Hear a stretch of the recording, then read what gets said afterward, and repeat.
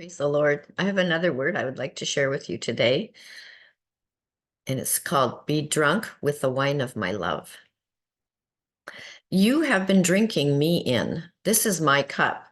Be drunk with my wine, the wine of love, as it flows from my heart to your heart, and we commune. That is the substance that flows from me to you like a mighty river.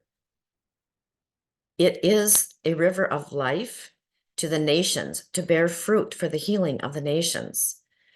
I am seated in the place of authority. I have the highest authority, and I release anointings and blessings.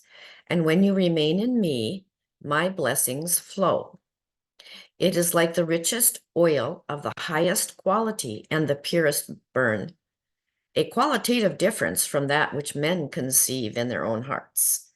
Good though that may seem, it is not my way, for I have laid my way out clearly in the scripture in John when I said to remain in me and I will remain in you, and that is the fruit that lasts.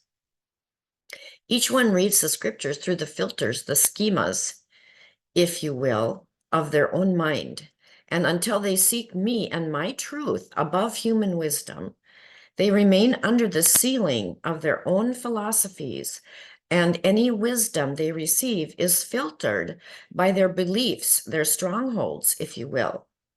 A man must die to the world, die to his theology, die to himself, and come and drink from me, and I will give the pure revelation knowledge that flows from the throne, for I am God, and it is my way to do these things. Oh, let us seek to hear from him. In Jesus' name, amen.